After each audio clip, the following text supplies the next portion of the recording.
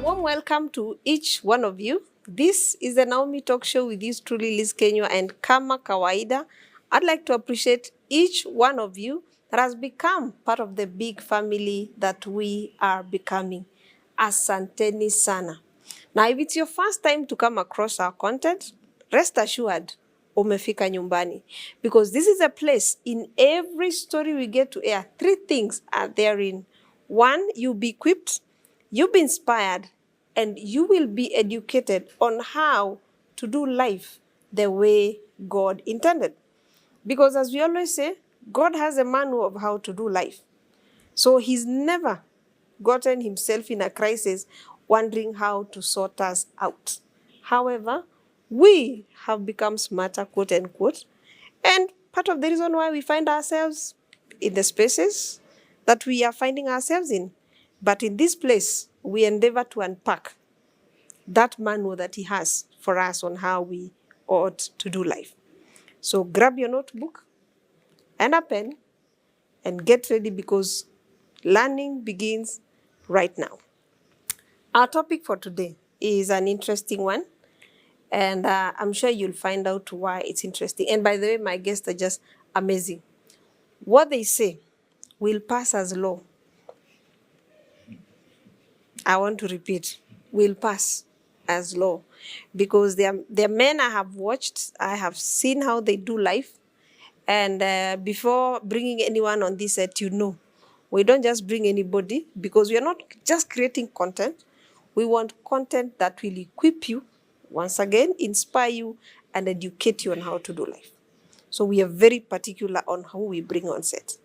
So yes, back to our topic. Our topic today is the modern man, modern families, redefining families in our 21st century.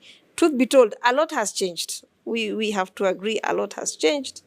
The definition of family is very fluid these days. Actually, someone said you define family depending on where you are, your season, and your status. It's no longer how we used to define family. Again, the man who is supposed to be the head of the family, somehow we are not sure what is happening, and that's why we want to hear from them, so that we can not just highlight the problem, probably also come up with solutions of how we can try to redeem or rescue the situation that the boy child is in our society today. And I did a small research. 7 years ago, there was an article in the Standard newspaper that was saying, we're talking about the silent struggles of the modern day man. 7 years back. I'm not sure many of us got to see that article, but I read through and they had put very many reasons as to why the man is struggling in silence.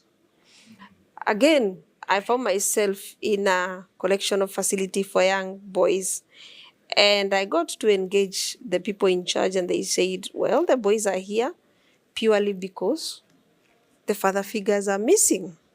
So we cannot afford to be quiet. That's why we have to make noise as much as we can, highlight what we need to highlight, relearn some of the things that we have adopted along the way, and probably get rid of some of the theories that we have over time adopted and assumed should be the norm. So on to our guest, karibuni sana. And this is home where we do the great things. Yeah.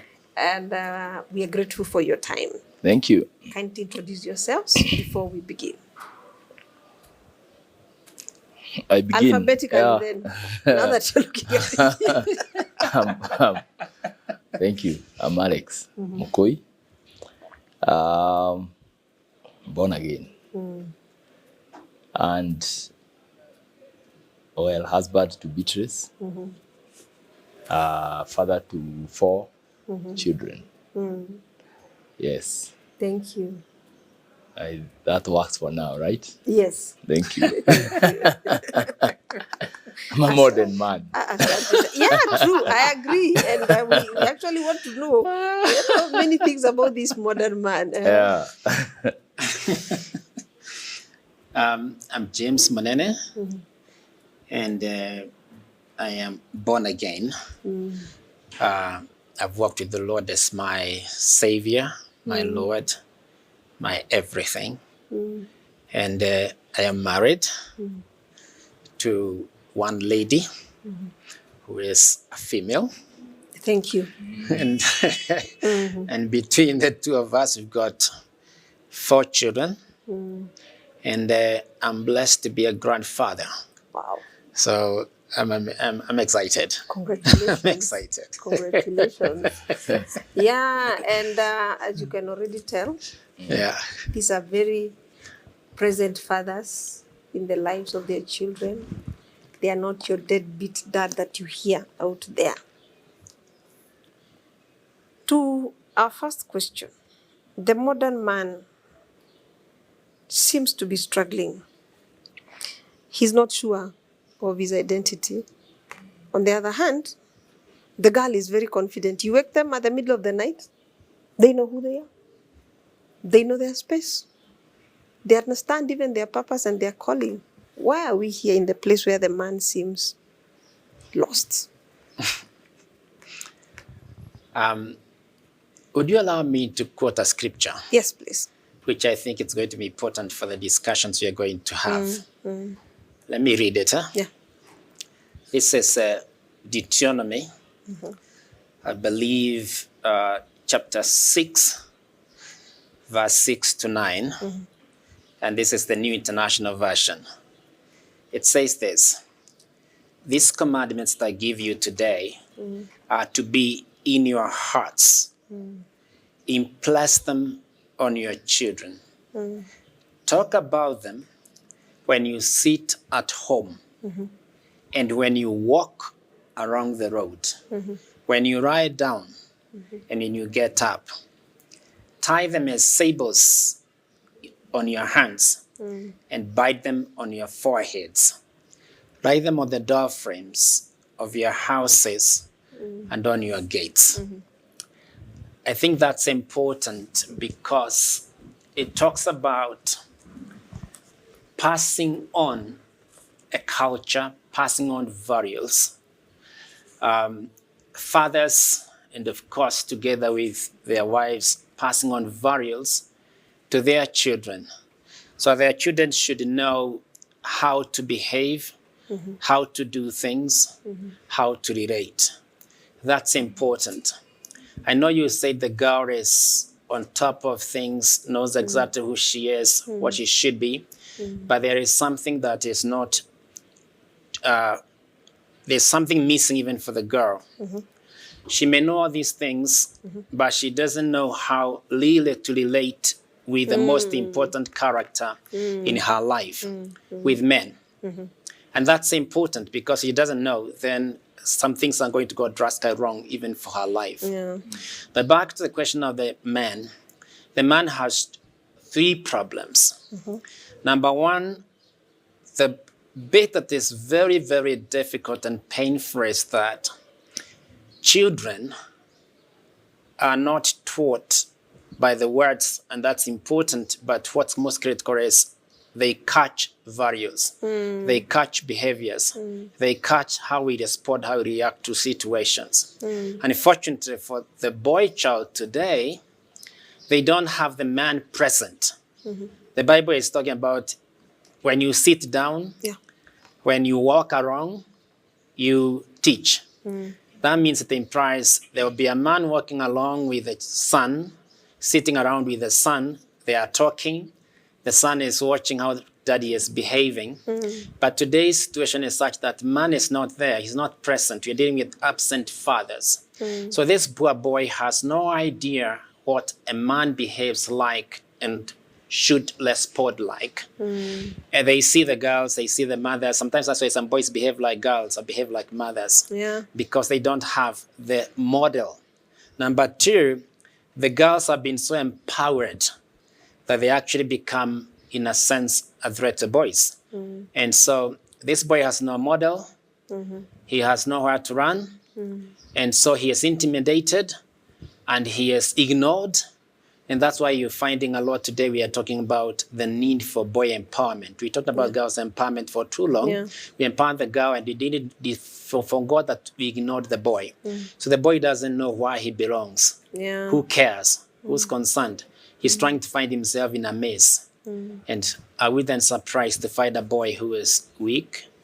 He doesn't have direction. He's lost. And that's a sunbed for me. Yeah. Wow, that's actually pick the urgency with which we need this matter addressed. But Alex, let me ask, where is his father? Who ought to be doing exactly what scripture says? Sitting with the son, as James put it, and transmitting. He didn't say transmitting, but because you see, you can only transmit when you're very close, like a flu or cold. There has to be that. They are not there. Where are they?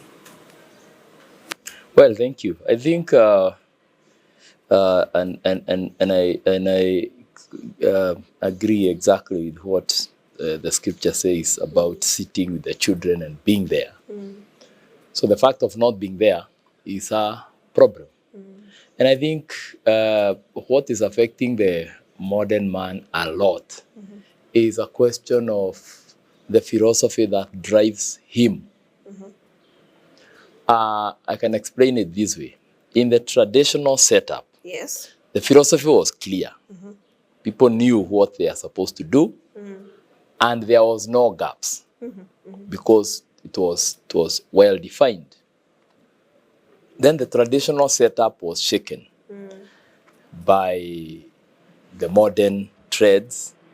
Of course, first of all, we had the issue of the the colonial period, the church. There was a lot of change. And then somehow, people settled in church. So you'll find there was a generation that was also very clear that they are Christians. That is how they do things. And amazingly, wherever they were, things followed a pattern. So there was no crisis of philosophy of life. And the beauty about that is it brought people direct connection with God's purposes. So that then you would easily, you can tell. You take a road, you can tell where it goes. But then again, we see currently there's a challenge because there's a lot of challenging the traditional Christian position now. And what is it replacing with? The modern man now. He is suffering an identity crisis. He doesn't have a clear roadmap to follow. And that is why, so everybody just Googles, everybody just listens outside there. There are too many voices which are speaking to the men. So they have lost the sense of ideology that drives them. So you would ask somebody, what do you want? What do you stand for? Where are you headed? Right? And many people cannot answer that. So it is, they don't know whether and many of them end up just pursuing things, pursue work, pursue pleasure, pursue stuff, But that is why people are ideally lost. But what is very important is that some things are very fundamental. The need for God, the position of family, the position of the man in the family, yeah? And that is what has been shaken. And it's a big challenge when you are a leader. Because when you are in the lead, you are affected more by challenges. Maybe that's why sometimes we keep saying that the ladies seem to know exactly. Because it is easier when you're behind.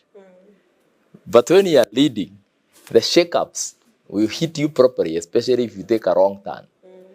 Maybe the others behind have an opportunity to see the mess and avoid some of the pitfalls. But for the man, sometimes it's too much into a mistake or an error. By the time he turns around, too much has gone. But I think the fundamental principles of God remain unshaken. And those who discover their purposes in God, that will never change, regardless of how much the world changes. Yes. Yes. So Just finish, yes.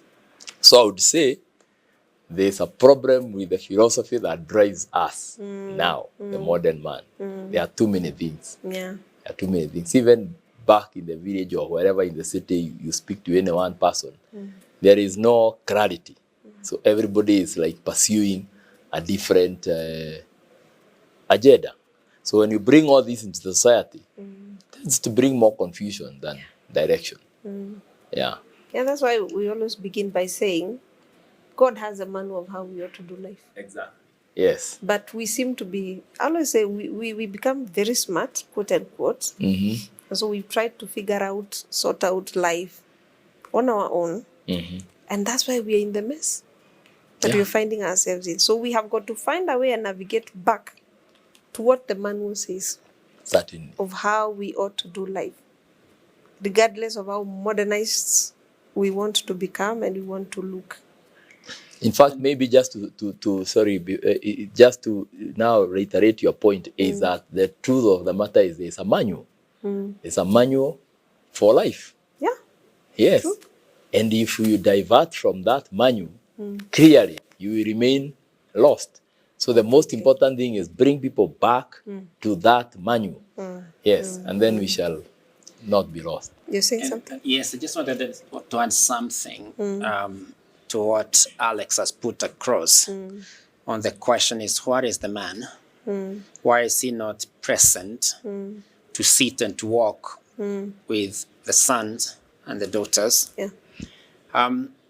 The sad bait is this. A lot of them, of course, are out there doing things that are not adding value.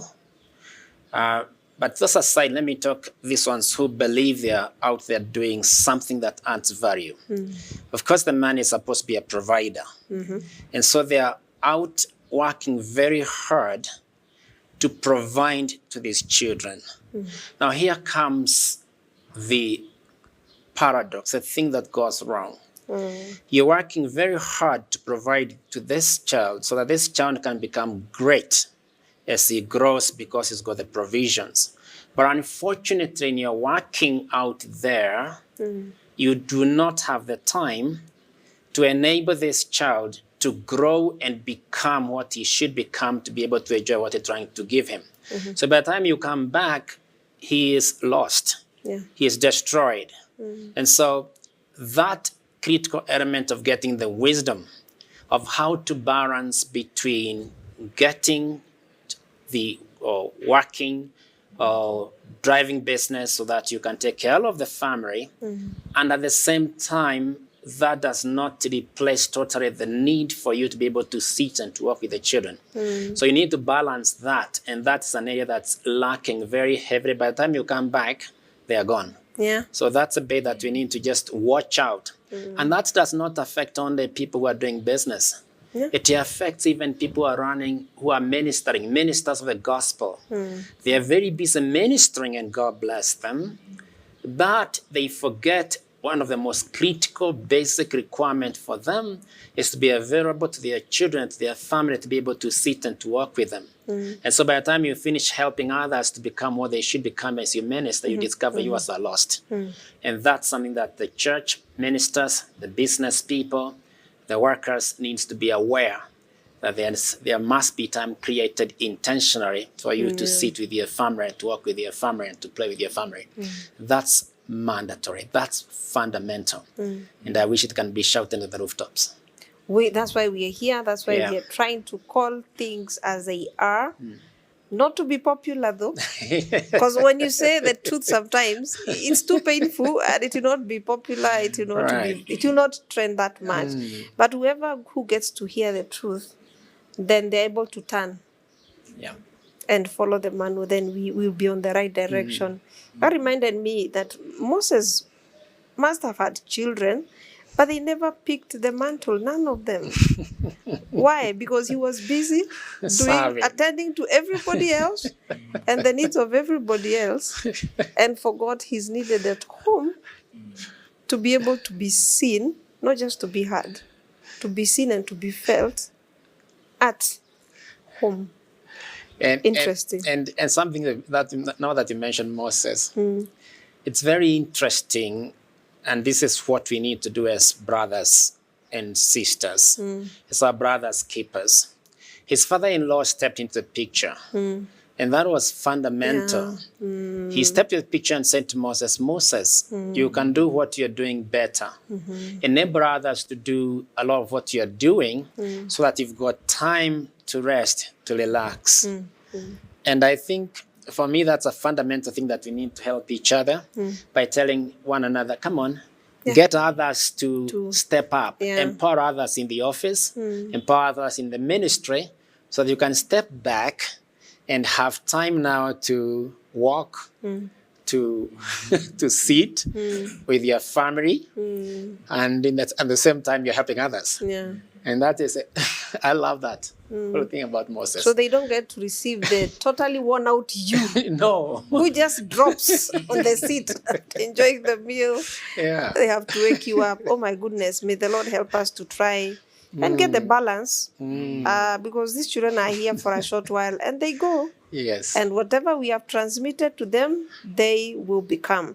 So as this man is also trying to figure out and find balance, because we're talking about balance, finding balance at the end of the day, being a provider, being a present father, and executing your purpose and everything. How can this man be both caring and assertive? I'll tell you what. I think two things. Number one, I like what he said. We need to got the basics. We need to got the manual. The Bible lets us know very clearly we are called to be providers, to be priests, and protectors. Yes. But as we do that, it also tells us one simple thing, to love. Yeah. When you are sitting with your wife, you're called to love her as Christ loved the church and cared for it, was prepared to die for it. And so we need to love, to be driven by love and a caring spirit and a protecting, knowing we're called to protect. And so we're supposed to take the lead. And we need to be clear about that. But having said that, we also need to know the woman to learn something. Back again, the scripture says, respect. Make your husband to feel confident. You know the proverb that one woman, he makes the man want to sit on at the gates. They are feeling confident. So if a man is treated nicely in respect at home, and he feels good, he is able to step out feeling confident. But when he's feeling confident, he also knows and wants to protect this one who is making him feel confident and provide and lead. And so I think those are two critical elements. Number one, know your role. And number two, the one you are living with, who is your best support, supports you. Yeah. But also, the church needs to step up and help us realize this is a critical area, something that we need to embed in our men ministries, in the church, in the women ministries, to make the man realize who he is and to inspire him and to encourage him that he may stand out. And also get these friends. You know the way Christ walked with John, James, and Peter, and they're always together. We need this man to have men to walk with, who are able to encourage him, inspire him, correct him. I think for me that's important, because this man can be very vulnerable. And there's a lot that's being asked to do. So the woman's respecting and supporting him and working with him, friends to work with him, church to teach these basics so that men can feel it and know it, and also feel inspired and encouraged. And you'll have a man who is relaxed, man who is stable, and who is strong, and that makes a tremendous difference. At that point, the man, is he willing to sit down and be taught? And I'll tell you what. I think throughout my sessions and here, someone said, it's easier to call for a ladies' seminar and have an entire hall full. Okay? And they don't mind. They can do this week, next week, depending on their schedules. They're very flexible. What do you want to talk to them about? How to take care of your man. Now, call for a meeting. Tell the men how to take care of your wife. Not even how to understand your wife and appreciate her. A quarter will show up. Yeah. In a sense, yes, but I'm seeing something different. I belong to a church, and the other day we had somebody called Men's Altar, the altar, and we had this massive sanctuary, and they couldn't get enough seats for men. Oh, Yes, so there is a revolution coming. we've had to go to the mountain, Kilimambogo, and we are over 1,000 men. Wow. And that means when men are with other men and they can see the action, they respond to it. If you're calling them somewhere to sit and tell them stories, they will not respond to that. But get the men to go to the mountain, get them to do this altar, and you take that time to just share with them and even get them to discuss, Yes. because that's what they want. They're different breed from women. So sometimes when we want to feed them like the way women fit, we'll not get the men. But the men have noticed today from experience that when they see action with other men, they respond. You tell them to discuss this debate about how to look after the woman. Out there in the mountain, they will discuss it. But not Not the way you do confined in it. a It's space. different. We are different. And we as men in church, we ought to maximize this more, get them in out. When you're out there, talk about ourselves and talk about how to look after our wives Yeah. and to be fathers, you know. Yeah, I agree. Now, Alex, this one I'm going to shift a little bit. And the family concept. Let's talk about the family that we say it has evolved. The structure has evolved. And I'll tell you, today you're having blended families. Today we're having, the adoptive kind of family setups. We're having single mothers and even single fathers in that same setup. And the new one is where you're having a man marrying a man, a woman marrying a woman, and it's also being called family, or we are made to believe, and it's slowly being inculcated in us that it is okay because that is also family. Now, what are the implications of this changing structure or evolving concept of the family? Like I said, confusion definitely creeps in when the roadmap is never clear. The growth of man, the growth of the human race or any other animal follows a pattern. Born, period of breastfeeding, introduced to food, then becomes young adult, grows in preparation again, then moves to marriage, multiplication, then family, then exit. It's a path. And that is number one, is natural.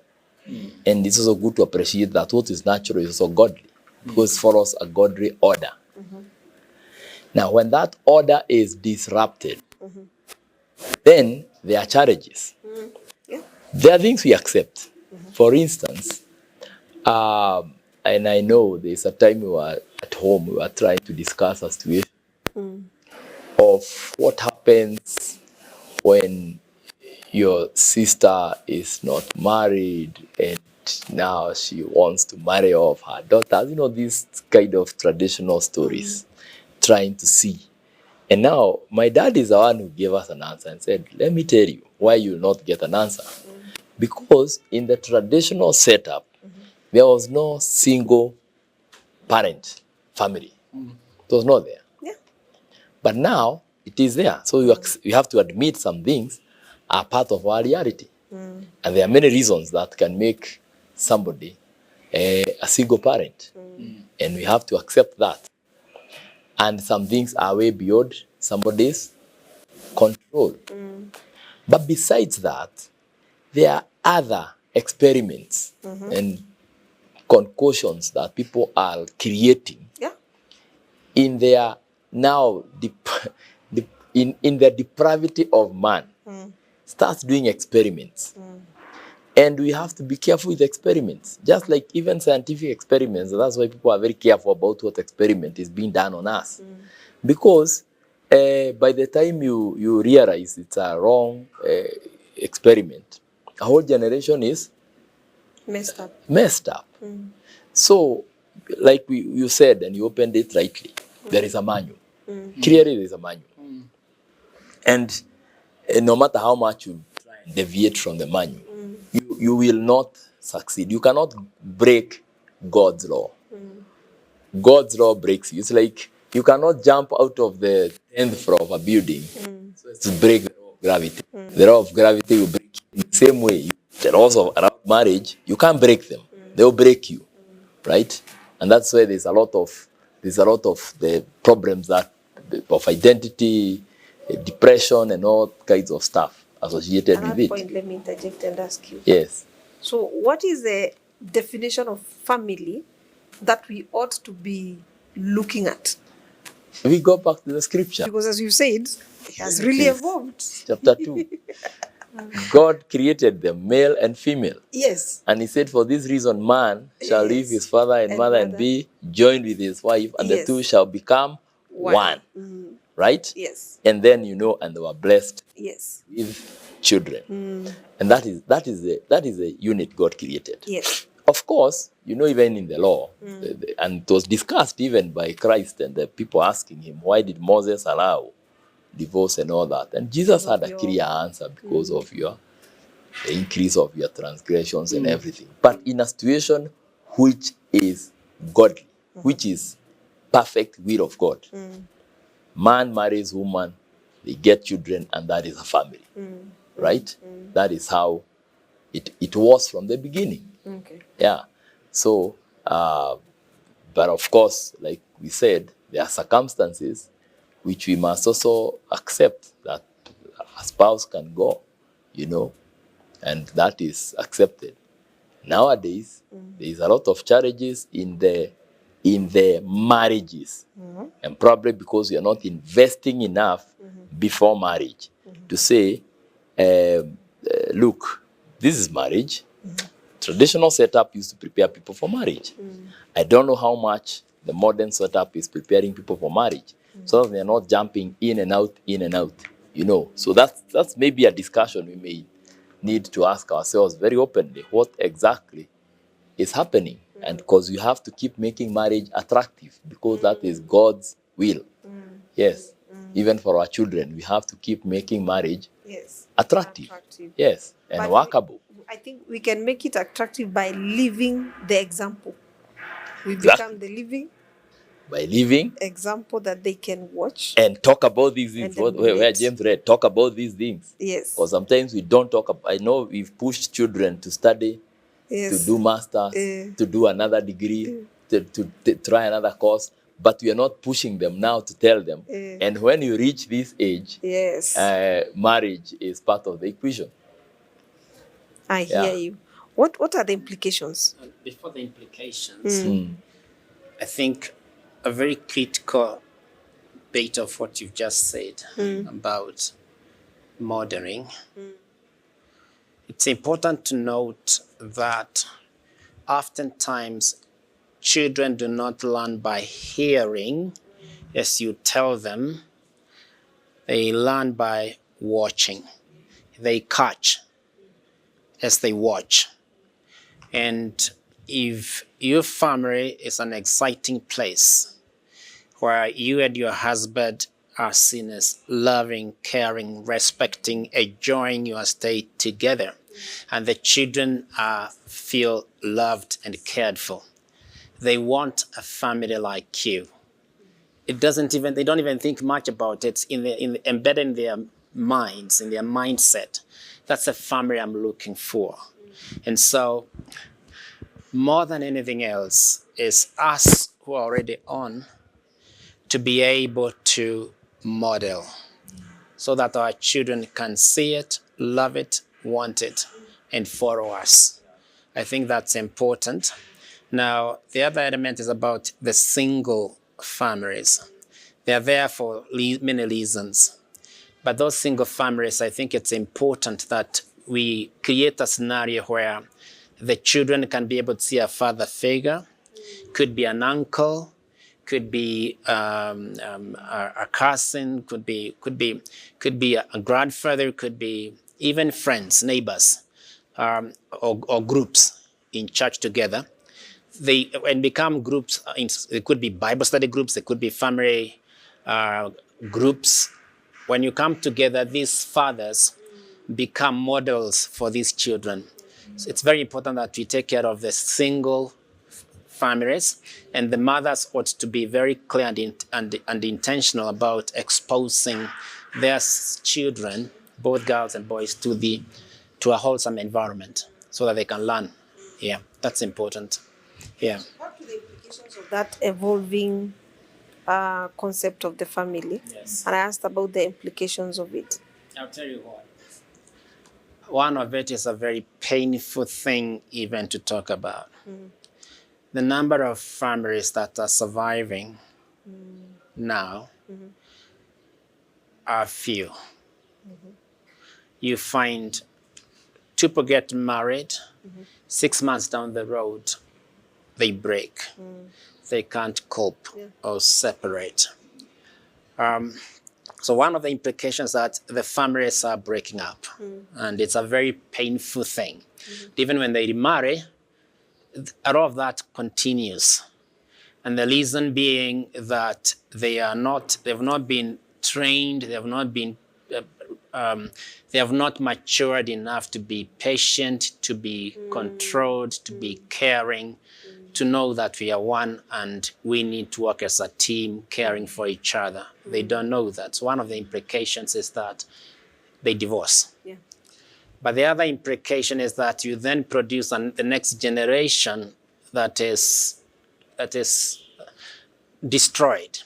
They cannot themselves be able to move on as God intended us to be, because you've already destroyed the place that they should be able to be shaped and formed.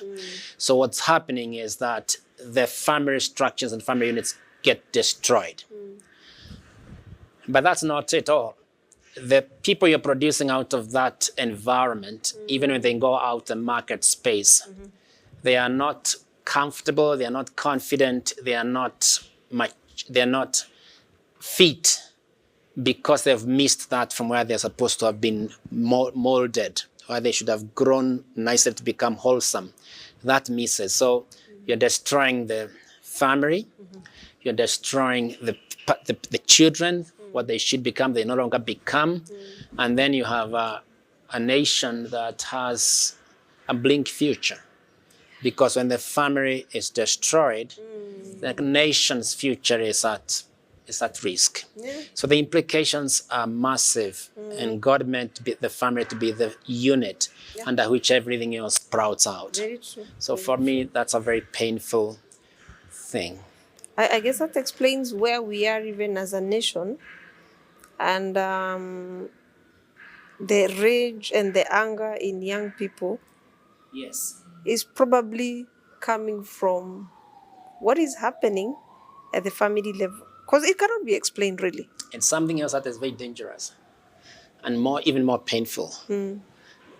The number of suicides we are experiencing now, and particularly for young men, is scary. Yeah.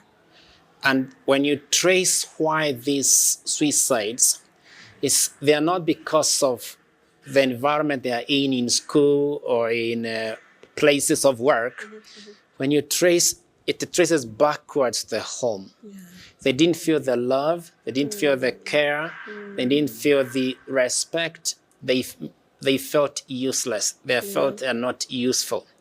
And so they are depressed, they commit suicide. So that's another outcome. We're seeing suicides everywhere, in universities, everywhere. That's scary right now.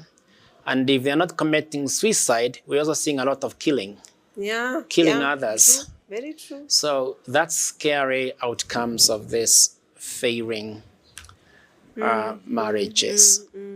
Family. Yeah, that actually connects. A while back, we did a session where is the disconnect at the family level, and my guest said until we sort matters at home, we will not have a functional nation. No.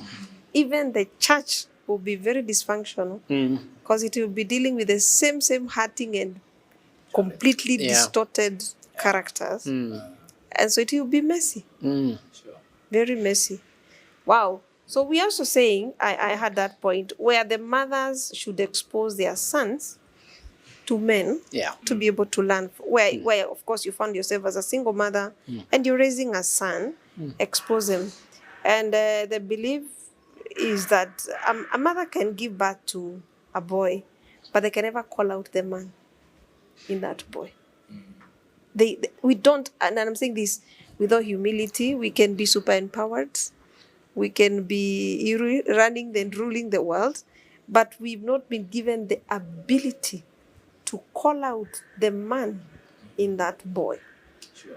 So the more emphasis why, if you find yourself in that space where you're a single mother, expose your son to a man who can exactly do that. I am really enjoying this discussion. And something else that's been ignored, and it's never mentioned. It's important that the girl is also exposed to the man. Because this girl needs to know, how do you deal with men? How do men relate with women? That's been ignored. And so as much as we want to expose this boy, this girl who looks very enabled, very empowered, very dependent, the problem is she carries the same to a family, and she doesn't know how to deal with a man. And hence when this man comes, they cannot relate. So it's important that mothers who have girls and they are thinking, oh, I'm okay because mine are girls and they see what I do. They don't see what you've just said. We need a man to call out, not just a man out, but the element of the man-women relationship needs to be called out by a man. It cannot be called by the mother. And that is a forgotten element that we need to be sensitive and alert about. I like that. I like that. So however much we are empowered as women, please, it's important to realize there are levels we can't get to. Even if we rule the world, we still cannot hammer some points home because God intended the head to perform those roles. And it's interesting because our society today, Alex and Mr. James, we now have this woman who feels like I can be a single mother, I can hack it. And it's a woman, and they are our daughters anyway also, that we have empowered them to the point that, you know what, you don't need to bring home bacon. You can own a bakery. So go for it, baby girl. You can own the bakery. But you're not telling the girl, even as you own the bakery, you still need to know your place. And your space for a family to function at its best. So my question to you, Alex, with all these challenges and the family, becoming things and in a way that we may not really be able to understand it very well, how can we maintain a functional family unit in our modern day society? Thanks. It's possible. It's possible. Two things. Number one is we have to be intentional and to know that that is not optional. The moment you think it is optional to raise a family, it is optional to spend time with your family. It is optional to look after them. The moment you put that as an option, then it is going to be lost. We must first of all accept it is not optional. It is our duty, it is our job, and it is important. So, and again, it comes back to what we talked about, what do you believe? The philosophy of it. How do you carry, why did you get married? Why do you have children? What do you want? Right? Gets back to the scriptures. If we can live according to the scriptures, then we would know the purpose of God and would live by them. So it is not optional. The Bible says a man who fails to cater for his family has abandoned his faith. He's worse than an unbeliever. It is not optional. It is not the things you say I can go or not go. No, you can only go. You can only be present. That is the only way to look after a family. You can only love on them. That is the only way to look after a family. You can only love your wife. There is no option B. You can only look after your children and cater for them and be present with them, because that is how it is meant to be. So it is not optional. Number two. Options closed. Yeah, no options. Zero options. The day you say I do, then you have said I do to so many things. And there are many options now which have gone. Yes. Yeah, like you say forsaking all other. Yes. The options are gone. Now we have only one job to do. Bring up the family. And of course, like we have said, is you may be called upon to just look after others. So it's good that men, especially those who know God, to take up roles. We've said about single mothers, and so there are people around you who you may be called upon to be a father to.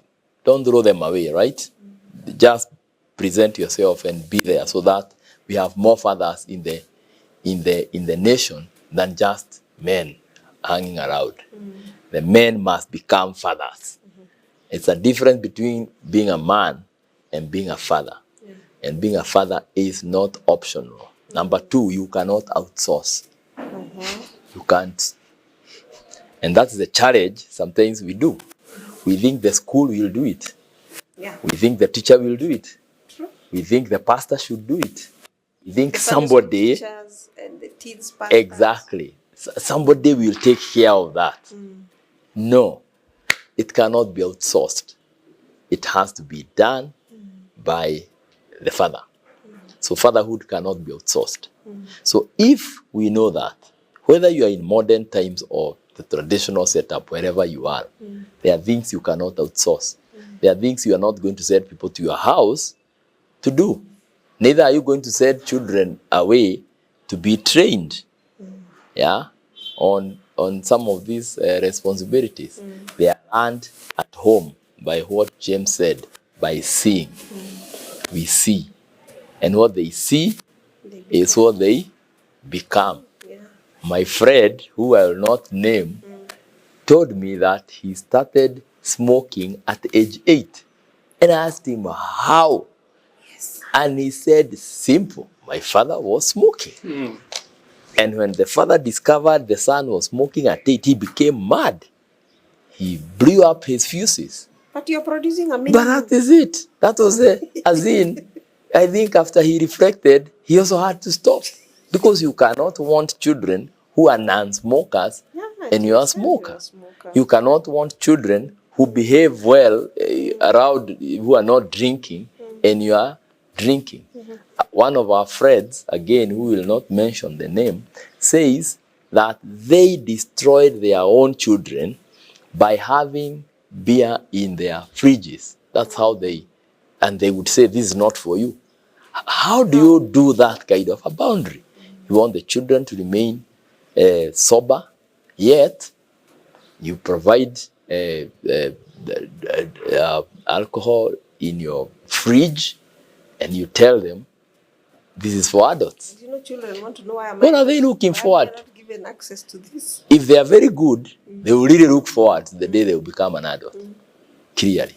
And if they are like many other children who we know, they will explore and add water. Yes. And this keeps happening. And by the age of adulthood, somebody is completely into it. Yes.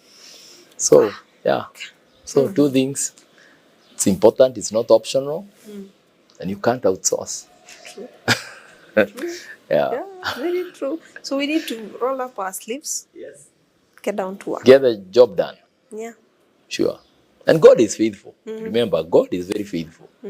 Because when you take up the roles he's given you, then he facilitates, he enables, he's already established. Yeah. It's like saying, I do to salvation. The rest of it is already done by God. There's nothing else you're going to come and do because he's already done it. So all you need is acknowledge, get into that plan. The rest of it is sorted. So the same thing with us. We acknowledge, get into that plan. God has it figured out. Yeah. I like that. And we acknowledge that a successful family, a fulfilling family, is expensive. It costs.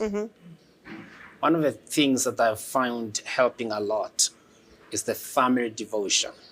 Yeah. It's important to develop that culture of a family devotion. You get to study the Bible together with the children. You get to pray together. They learn how to pray. You make it fun. Let it be enjoyable. That is very critical. But for you to do that means you have to create time and you have to get everybody there. So it also creates discipline, and that's important. Number two, going out together. Take holidays, even if it doesn't have to be expensive holidays, but take holidays together. You, your wife, and your children. Sometimes you may just have to take two of you. Yeah. Just have time together with you and go and enjoy yourselves. It's good to have fun as much as we've got challenges around us. But that needs to be planned for. You need to be intentional about it. That's going to help. And just quoting what he said, God is there, and God's desire and design is for families that are flourishing. And so as we spend time to pray and time to go out together, God blesses us. Where there is peace and unity, God commands a blessing. Exactly. But something else, that the church must now rise up to the occasion and know that the church has a very fundamental role to pray in families, driving the premarital counseling classes to address deep things that we come carrying as we come to marriage. We need to address those, not to make assumptions. And after the marriage, we need to get people into these marriage enrichment groups where men can sit with other men and talk about their problems, and women can talk about the other women, talk about their problems, but not to destroy one another, but to help each other. Accountability groups. Yes, and become better families. I think for me, that's going to make a big difference. Wow. Yeah. So there you have it. We have truly discussed about the modern family, the modern man. And the beauty is, as you've noticed, I told you what they say can pass as law comfortably. And I'm hoping that you have learned. But what is coming out very clear is what we need to see. We need to invest time so that it can reproduce. It will not be automatic. It cannot be delegated. We have to be very, very intentionally present for us to see it happen. Again, that brings us to the place of opportunity costs. There are things that you have to drop. Pick them later, probably in life. Because I'm sure right now, if I was to ask, there are things you people had to put on hold when the boys, when the girls were younger. But now you can pick them up. I mean, do them, work around them. You have all the time. So again, we have to do the opportunity costs for every season and know what applies where. So I truly hope we have learned something, and we end it here. See you next time. God bless you.